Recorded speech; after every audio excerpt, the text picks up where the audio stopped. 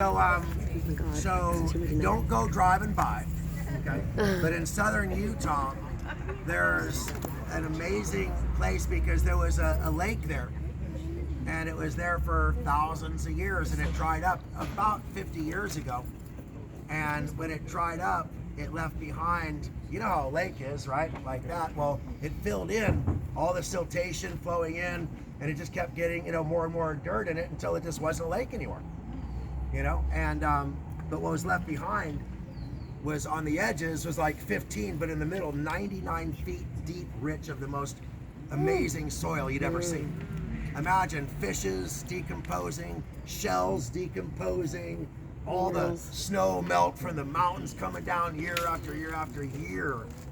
And so we did something called green manure. It's a way to create massive nitrogen in soil.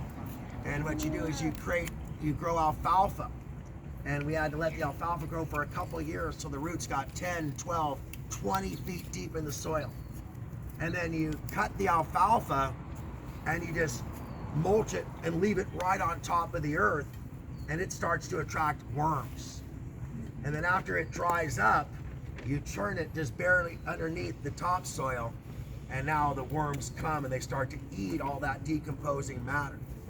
Now, the alfalfa itself, its roots have something called ribosium. Ribosium is like an infection from the soil. It's like a virus that gets on the plant from the soil, and it hooks onto the root, and these big nodules grow, and then they die. And when they die, all the nitrogen that they had taken from the soil gets put into the root of the alfalfa, and that's called nitrogen fixing. Have you guys heard of nitrogen fixation? Yeah. Nitrogen fixing, well, that's what does it, is these ribosium.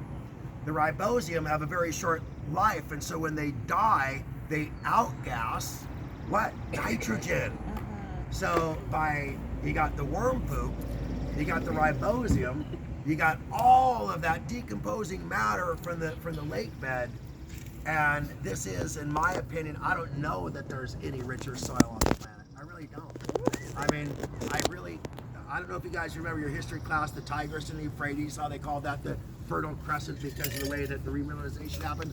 Well, this was that type of environment. So because of our crop rotations and that, this is like a 7,000 acre dry lake bed.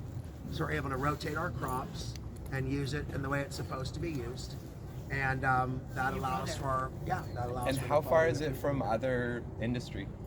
So it's about 250 miles from the nearest big city would be Salt Lake, maybe 300 miles. What's really good? Dave, Debbie needs you. We're gonna have to start transitioning. Let's do it. Come over to give a warning. Thank you so much, Dave. 3-minute warning. So who's ready for the tour? Yeah!